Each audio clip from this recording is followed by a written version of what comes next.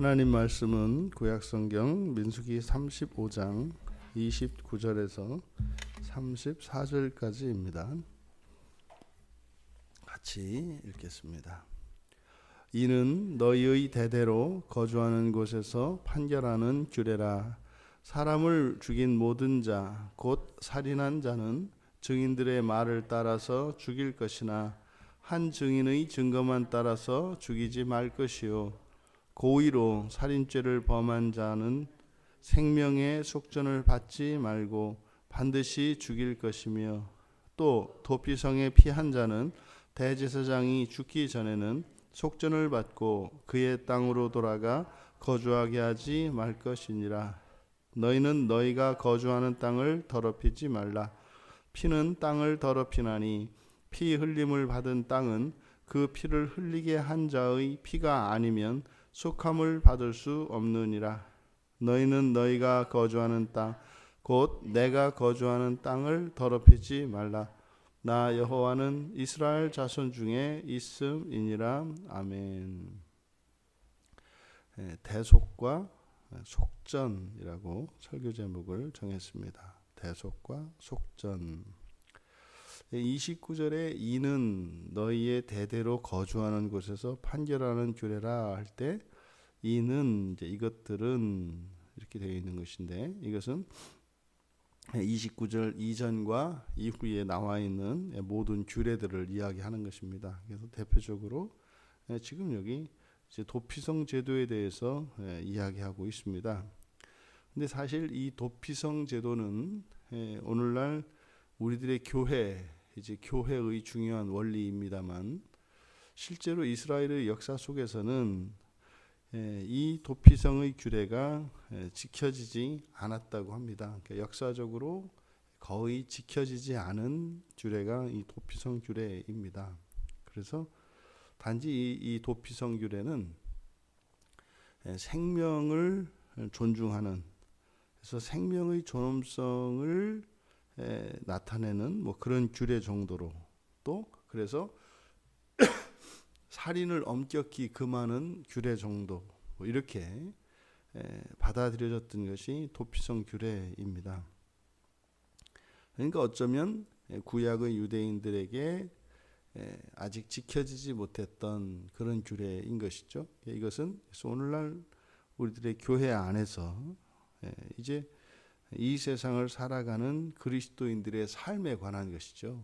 그래서 도피성 제도는 특별히 이스라엘에 있는 사람들 가운데 이제 부주의하여, 그러니까 고의가 아닌 채로 악의 없이 살인한 경우, 즉 일어날 수 있는, 일상생활에서 일어날 수 있는 이제 범죄에 대한 것이기는 합니다만, 실제로 이것이 이제 우리 신약의 그리스도인들에게 적용할 때는 이 도피성 자체가 우리가 살아가는 인생, 이 세상인 것이고, 여기서 돌아갈 자기 집이라는 것이 바로 이 땅에 임할 주님의 나라, 흔히 우리가 천국이라고 일컫는 그 나라에 관한 것이다. 그래서 이것은 오늘날 우리 그리스도인들에게 더욱 의미가 있는 규례다. 그런데 여기서 대대로라는 말은 다가올 세대입니다. 다음 태어날 자손 대대로, 이런 뜻이죠. 그래서 이제 그 이후에 모든 세대, 지금 주고 있는 이 말씀을 주고 계시는 이 장소가 모압 평지이지 않습니까? 이들이 장차 가나안 땅에 들어가서 태어날 그 후세대들, 그들이 반드시 지켜야 하는 규례입니다. 30절은 살인자에 대한 사형이죠. 살인자에 대한 사형 제도에 관한 것인데, 사형을 시킬 때는, 살인자라 하더라도 사형을 시킬 때는 반드시 둘 이상의 증인들의 말을 따라서 사형을 집행해야 한다는 것이죠. 그래서는 한 증인의 증거에 따라서만 죽이지 말 것이요, 한 사람의 증언으로는 안 됩니다. 그래서 대원칙, 살인자는 반드시 죽여야 한다는 대원칙이 있습니다. 그것의 근거가 창세기 9장 6절 말씀이라고 그랬어요. 사람은 하나님의 형상이기 때문에 하나님의 형상을 해한 자는 그것은 무엇으로도 갚을 수 없습니다. 그래서 사람의 피를 흘렸으면 자신의 피도 흘려야 합니다. 하지만 그런 경우라 하더라도 살인자는 사형에 처하는 것이 대원칙입니다만, 그런 자라 하더라도 반드시 2 이상의 증인이 있어야 한다는 증거주의 원칙에 대해서 밝히고 있는 것입니다.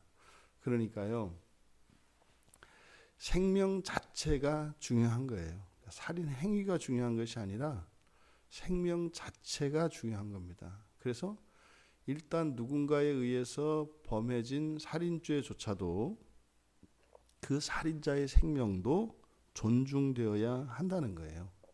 그래서 그 생명조차도 2 이상의 증인이 있을 때라야 사형에 처할 수 있다는 겁니다. 그리고 이제 두 번째로 이제 고의로 살인을 범한 자입니다. 고의로 살인한 자의 경우에는 생명의 속전을 받지 말고 반드시 죽여야 한다. 여기서 고의로라고 이제 번역된 이 단어가 성경에서는 악한이라고 번역된 단어예요. 그래서 악의를 나타낼 때, 그리고 악한이라는 형용사입니다. 이게 라샤라는 말인데, 그래서 이 고의라고 하는 것은 그런 건 뭡니까? 생명 자체를 파괴하려고 하는 거죠. 이게 악한 겁니다. 그래서 이 선과 악이라는 것은 생명의 관점에서 보면 생명을 살리고 생명을 정결하게 하는, 이것이 선한 것입니다. 근데 생명을 파괴하고 오염시키고 훼손하는 이런 것이 악한 겁니다. 그래서 고의로 살인죄를 범한 자라기보다는 악한 살인죄예요. 악한 살인죄를 범한 자. 그러니까 이런 경우에는 생명의 속전을 받지 말고 반드시 죽일 것이다. 그러니까 대속이 없다는 뜻이죠. 대속이 없다는 겁니다. 그래서 반드시 자신의 죽음으로 갚아야 한다. 종종 끔찍한 이런 살인마들에 대해서 사회적 문제가 일으킬 때가 있습니다. 전혀 사람의 생명을 빼앗고도 전혀 뉘우치지 못하고 그거에 대해서 죄책감도 느끼지 않는 이런 경우들입니다. 이런 경우들에 대해서는 성경은 절대적으로 사형에 취할 것을 명합니다. 왜요? 그것은 더럽히기 때문입니다. 생명을 더럽히기 때문입니다. 그래서 모든 죄를 다 용서받는 것은 아니에요. 그래서 이 악한 살인을 행한 자는 반드시 자신의 죽음으로 갚아야 한다. 세 번째로 이제 재판을 받고 도피성에 있는 경우죠. 그러니까 32절에 도피성에 피한 자는 이라고 할 때, 피한 자라는 것은 맨 처음에 살인죄를 저지르고 도피성에 온 사람을 말하는 것이 아니라 처음에 도피성에 왔다가 재판을 받지 않습니까? 그래서 재판을 받고 이제 그 사람이 도피성에 거주할 수 있도록 판결을 받은 사람을 말하는 거예요. 그래서 그 판결을 받고 도피성에 이제 거주하고 있는 사람이죠. 이제 이 사람이 해방이 되는 2가지 조건, 이 2가지 조건은 모두 다 충족되어야 합니다. 그러면 도피성을 떠나서 자기의 집으로 돌아갈 수 있는, 자기의 기업으로 갈 수 있는 경우에 대해서 말씀하고 있는데, 첫째로는 대제사장이 죽어야 되고요. 그리고 대제사장이 죽더라도 반드시 속전을 갚아야 합니다. 이 2가지가 다 충족이 돼야 이 도피성에서 해방이 됩니다. 이것은 오늘날 우리가 우리의 인생을 도피성이라고 놓고 보았을 때 대제사장의 죽음이라고 하는 것은 바로 그리스도 예수의 십자가의 대속의 공로를 말하는 거예요. 그리스도의 대속의 공로. 그런데 거기에 속전을 필요로 합니다. 속전을. 이것이 참 많이 오해되고 잘 받아들여지지 않는, 그리스도인들에게 잘 받아들여지지 않는 거예요. 그래서 이 죄책감에서 벗어나지를 못하고 또 끊임없이 이 죄에 대한 두림도 없이 반복적으로 죄를 범하는 겁니다. 이게 딜레마예요. 왜 예수를 믿는 사람, 하나님을 믿는 사람인데 그렇게 범죄를 하고 이렇게 뻔뻔할까? 그리고 그 죄를 짓는데 그렇게 담대하게 죄를 지을까?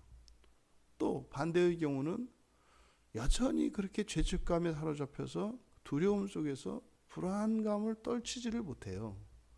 이것이 성경에서의 이 가르침을 온전히 알고 있지 못하기 때문입니다. 잘못 알고 있기 때문이죠. 지금 이 도피성에서 벗어나기 위해서 해방되기 위한 이 두 가지 조건, 대제사장의 죽음과 속전이라고 하는, 다시 말해 이 대속과 속전은 반드시 필요한 겁니다. 대제사장이 죽으면 그냥 모두 가는 것이 아니에요.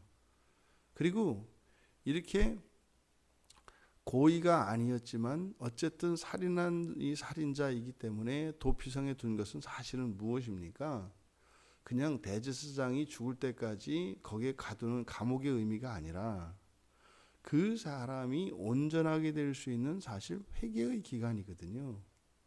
그가 다시 삶의 자리로 돌아갔을 때 과거에 범했던 그 살인을 다시는 행하지 않게 되는 거죠. 사실은 그래서 이 속전이라고 하는 것은 단순한 그거에 대한 어떤 벌금의 형식으로 주어지는 것이 아니라 그 속전의 가장 중요한 몫은 무엇입니까? 자기 안에 있는 그 살인 충동, 살인할 수밖에 없는 그 사람의 이런 지성과 이런 감정과 의지의 변화를 전제로 하는 거죠. 그래서 이 두 가지가 충족이 돼야 나갈 수 있는 겁니다. 우리가 죄를 지을 때 잊지 말아야 할 것은 반드시 속전이 필요하다는 거예요. 그럼 이 속전이 필요하다는 것은 뭡니까? 우리가 그러면은 죄를 지은 것에 대해서 대가를 치러야 된다, 뭐 이런 얘기입니까? 근데 분명히 이 죄값은 예수님께서 십자가에서 다 치르셨거든요. 그럼 대속의 은혜가 우리에게 주어졌어요. 그러면 속전은 어떻게 해야 됩니까? 그럼 우리가 그걸 뭐 이렇게 헌금을 내야 되고, 아니면은 또 뭐 교회에 무슨 헌신을 해야 되고, 아니면 일상생활에서 뭐 이렇게 선행과 구제를 베풀고 뭐 이렇게 해야 하는 겁니까? 그게 아니죠. 만약에 그렇게 해야 된다면 예수님의 십자가의 대속이 완전하지 않은 거죠. 부족한 거죠. 그런 의미가 아닙니다. 그럼 우리 그리스도인들에게 속전이 의미하는 바는 무엇일까? 그리스도의 고난에 참여하는 것이에요. 무슨 말이냐면 우리가 죄를 졌습니다. 그런데 어느 날 그것이 죄인 것을 깨닫게 된 거죠. 그러면요, 이 죄값은 어떻게 된다? 반드시 갚아야 한다고요. 그때 예수님이 다 갚아줬어, 이렇게 해서 그냥 심리적인 해방감과 이런 죄책감을 없애는 것이 아니죠. 근데 대부분 사람들이 그렇게 생각을 한단 말이에요. 그리고 어떻게 해요? 확신해 주죠. 집사님 걱정하지 마세요. 집사님이 지은 죄에 대해서 예수님이 다 받으셨어요. 고난을 다 받으셨어요. 예수님 벌 다 받으신 거예요. 이런 의미가 아니죠. 그럼 이 속전은 어떻게 해결되어야 하는가? 예수님이 십자가에서 죽으실 때의 그 고난, 그것이 현재 나의 것이 돼야 돼요. 그 뭐냐면 그리스도의 그 고난이 현재적으로 나에게 경험되어야 한다고요. 그러니까요, 우리가 회개할 때 그 죄를 깨달았습니다. 그러면 어떻게 하는 거예요? 하나님 용서해 주세요가 아니에요. 제가 이런 죄를 졌어요. 하나님 용서해 주세요. 암만 해보세요. 용서 받은 것 같았다가 또 안 받은 것 같았다가 받은 것 같았다가 오락가락 할 거거든요. 그게 아니죠. 예수님이 이렇게 살아 계시는데요. 그러니까 죄를 짓고요. 예수님한테 찾아가서 그러는 거죠. 이제 교회 와서 기도하는 거예요. 예수님, 제가 이런 죄를 졌는데요. 그러면 이 죄는 사실은 생명으로 갚아야 되거든요. 저 대신 죽어주세요. 이렇게 얘기하는 거예요. 예수님 죄를 용서해 주세요가 아니라 예수님 저 대신 죽어주세요. 이거예요. 우리는 사람들 사이에서는 누군가가 나에게 도움을 요청하고 용서를 구할 때 우리는 한계가 있잖아요.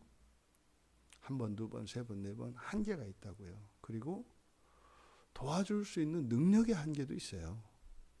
예수님께는 그게 없거든요. 모든 죄를 무한히 다 용서하시거든요. 근데 그 용서하신다는 의미가 우리가 치러야 할 속전으로 이해하셔야 된단 말이죠. 그거 하나 들고 주님한테 와서요. 주님 또 죽어주세요 라고 하는 것이 회개예요. 내가 저지른 죄에 대해서 혹시라도 있을지 모를 하나님의 심판과 징계에 대해서 두려워하는 게 아니라 우리는요, 예수님께 예수님 정말 죄송한데 대신 죽어주세요 라고 하는 거예요. 그러니까 회개는요 굉장히 뻔뻔한 겁니다. 근데요 뻔뻔해도 안 할 수가 없어요. 아니면 죽거든요. 영원히 말입니다. 그러니까 주님께 부탁을 드릴 수밖에 없어요. 그러니까 회개할 때 회개가 쉬워요? 그게 그렇지 않은 거예요. 그러면요 한 번, 두 번, 세 번, 네 좋습니다. 100번도 좋고 7번에 70번도 좋고 70번에 7번도 좋고 좋습니다. 근데요 어느 순간이 되면요 도저히 이건 사람이 할 짓이 아니라는 것을 깨닫게 되는 때가 와요. 도저히 이거는 사람으로 할 짓이 아니다. 그래서 어떻게 해요? 극도로 자기 자신을 혐오하게 되고 자기 자신을 비하하게 됩니다. 근데 사실은 그게 자기가 아니죠. 그게 뭡니까? 죄고요. 우리 안에서 역사하는 더러운 영들이에요. 그럼 그게 분리가 돼야죠. 분리되는 순간 그러면 그 죄를 혐오하게 됩니다. 근데 그런 일이 언제냐? 예수님을 몇십 번은 죽이고 나서야 이렇게 돼요. 그러니까 용서를 구하는 것이 아니라 우리가 이 회개에 있어서 죄 용서를 죄의 용서를 구한다는 이 의미는 대신 죽어주시도록 예수님께 우리의 죄를 전가시키는 거죠. 이게 속전입니다. 그러면 내가 죄를 범할 때 나는 안 죽을 거거든요. 처음에는 내가 안 죽으니까 그것이 잘 안 느껴져요. 근데 이제 점점 민감하게 돼서 곧 그리스도의 고난이 나의 고난이 되면 즉시 회개하고 돌이켜질 수가 있는 거죠. 이것이 속전입니다. 그래서 예수님은 단번에 죽으셨지 않습니까? 하지만 우리는 예수님의 죽음을 우리가 죄를 지을 때마다 날마다 경험해야 되는 거예요. 그래서 예수님의 고난이 현재적으로 죄를 범할 때마다 나에게 경험이 돼야 돼요. 이것이 속전입니다. 우리가 치러야 하는 속전이에요. 그러면 어떻게 이게 죄책감을 갖고 안 갖고 어떻게 또 죄를 범하고 이런 문제가 아니죠. 이런 문제가 아니죠. 내가 누군가에게 지속적으로 계속 피해를 주고 있다면 어느 한순간에 가면 미안한 마음이 들고 죄송한 마음이 들고 그리고 이것은 할 짓이 아니라는 것을 깨닫는 때가 와요. 바로 이것이 우리들이 갚아야 하는 속전인 것입니다. 우리는 그리스도가 죽어야 삽니다. 그러면요, 그리스도가 살면 더욱 살지 않겠습니까? 그래서 대제사장이 살아있을 때는 도피성 안에서 살아요. 그런데 대제사장이 죽으면 우리가 속전을 갚고 우리가 우리의 기업으로 돌아가는 거예요. 그러니까 사실은 살아도 그리스도와 함께 살고 죽어도 그리스도와 함께 사는 거예요. 이 대제사장의 죽음과 삶이라고 하는 것은 우리의 삶의 공간을 결정하는 거죠. 대제사장이 살아있을 때는 도피성 안에 삽니다. 그런데 대제사장이 죽었을 때는 이제 우리의 영원한 기업으로 가서 사는 것입니다. 네 번째로는 이 사람을 죽인 그 피와 땅을 연결짓고 있습니다. 이 죄는 땅을 더럽힙니다. 그러니까 거주하는 땅을 더럽히지 마라. 그런데 이 거주하는 땅을 더럽히는 것이 그러니까 모든 죄는 땅을 더럽힙니다. 그런데 여기서 이제 피로 말미암아 살인에 관한 것이에요. 살인한 경우에 그때 그 땅을 더럽혀진 땅을 이제 정결하게 하는 것은 그 사람 피를 흘린 자의 피만이 속할 수 있다. 그래서 생명은 생명으로 감당한다는 거죠. 그래서 이것은 사실 사람은 감당할 수 없는 거예요. 왜요? 우리에게는 단 한 번의 생명만이 주어지거든요. 단 한 번의 생명으로 우리가 인생을 살아가며 우리가 범하는 이 죄를 감당할 수가 없습니다. 지금 여기서 말하는 죄는 이렇게 물리적으로 다른 사람의 생명을 해한 경우를 이야기합니다만 그리스도인에 와서 신약에 와서 살인이라고 하는 것은 미움이에요. 미움의 감정은 곧 살인과 동일시됩니다. 어떻게 하나의 생명으로 그것을 감당할 수가 있겠습니까? 미움은 생명을 해치는 것이거든요. 그런데 이렇게 땅을 더럽히지 말아야 되는 이유, 놀라운 얘기죠. 너희가 거주하는 땅은 곧 내가 거주하는 땅이다. 그러니까 땅을 더럽히지 말아야 되는 이유가 뭐라고요? 하나님이 함께 거하시기 때문이에요. 하나님은 거룩하시기 때문에 거룩한 땅에 거하십니다. 그러면 어떻게 됩니까? 우리가 죽어요. 아니면 내쫓기게 되죠. 그러니까 땅을 더럽히지 말라. 그러니까 살인을 해서 더럽히지 말라고 하는 이 말씀의 궁극적인 이유가 목적이 무엇입니까? 이별한다는 거예요. 너와 내가 이별하게 된다. 같이 살 수 없다. 그러니 그렇게 하지 마라. 하나님이 맨 처음 지으시고 에덴의 동편에 창설하셨던 그 에덴의 동산, 거룩한 곳이었죠. 그것이 죄를 범함으로 땅이 저주를 받습니다. 땅이 더럽혀졌죠. 그래서 그 거룩한 땅, 그곳을 우리가 만약에 살려면 어떻게 해요? 죽어야 돼요. 아담과 하와가 죽어야만 그 땅이 거룩해져요. 그러니까 어떻게 해요? 그들을 내보내시죠. 왜요? 하나님은 계시지 않은 곳이 없으시거든요.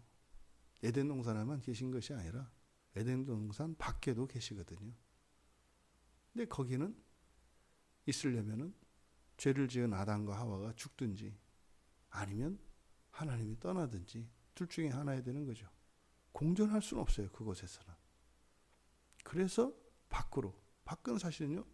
에덴 동산에서 내쫓겼지만 사실은 하나님과 함께할 수 있도록 피신하신 것이죠. 그러니까 사실은 그 범죄한 에덴 동산 바깥이 아담과 하와에게는 도피성이 되는 거죠. 사실상. 그래서 이 세상이 도피성이다. 이렇게 말씀을 드린 겁니다. 여호와는요. 놀라운 말씀이시죠. 이스라엘 자손 중에 있다. 안 떨어져요. 하나님과 이 언약의 백성은요. 떨어지지 않습니다. 언제나 함께 하십니다. 우리가 언제 어디에 있더라도 늘 주님과 함께 거주한다는 것을 기억하시기 바랍니다. 그리고 예수 그리스도의 십자가의 대속의 죽음 그리고 우리에게 남겨진 속전은 사실 우리에게 있는 이 살인 충동, 우리에게 있는 이 범죄 충동, 이것을 우리가 고쳐가는 것이죠. 그것이 우리의 속전인데, 그것은 우리가 우리의 몸을 이렇게 가학함으로써, 학대함으로써 그 속전을 치르거나 또 어떤 대가를 지불함으로써 속전을 치르는 것이 아니라 먼저 그리스도께서 감당하신 그 고난을 현재적으로 우리가 그 고난에 참여하는 것이 우리가 치러야 할 속전이다. 그래서요, 늘 우리는 죄에 대하여 민감해야 합니다. 왜요? 우리의 작은 죄도 다시 그것을 들고 예수께 가서 전가해야 하거든요. 그래서 십자가에 우리를 못 박는다는 게 뭡니까? 그리스도와 함께, 왜 그리스도와 함께 못 박아요? 자기를 못 박아야지. 박히는 것은 예수님이요. 박히는 이유는 나의 죄 때문이기 때문에 함께죠. 그리스도와 함께 십자가에 못 박힌다는 것은 예수님이 십자가에 못 박히셔야 할 그 원인으로서의 죄를 우리가 예수님께 전가하고 또 생명으로 갚아야 할 그 십자가의 죽음을 주님이 당하시는 것, 이것이 그리스도와 함께 십자가에 못 박는다는 의미죠.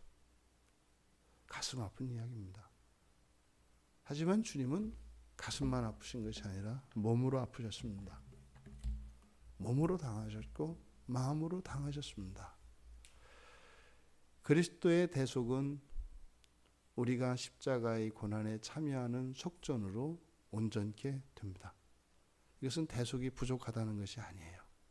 우리가 그 하나님 나라에 들어갈 수 있는, 또 그것을 방해하는, 그것이 사라지지 않는다면 똑같이 범죄할 것입니다.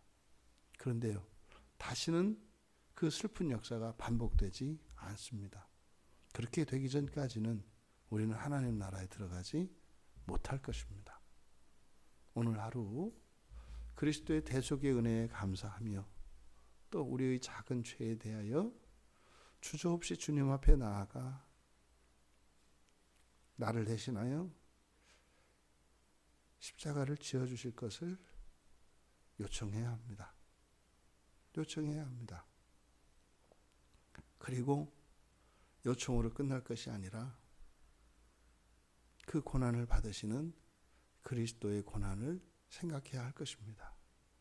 그리고 마음 아파하고 슬퍼하며, 그래서 마침내 우리가 그 죄를 완전히 극복한다면 주님께서는 그것으로 충분하다 하실 것입니다. 이렇게 대속의 은혜 안에서 속전의 삶을 살아가시는 우리 모두 되시기를 주님의 이름으로 축원합니다. 존귀하신 하나님,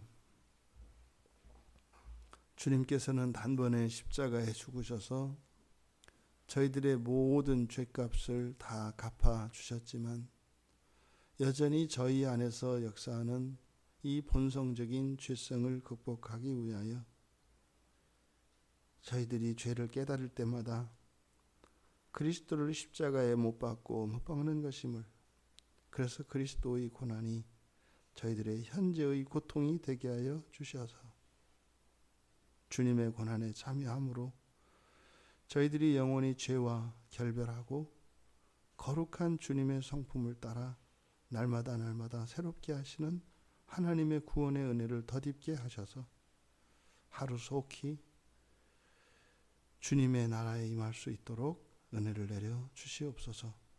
감사하며 예수님의 이름으로 기도하옵나이다. 아멘.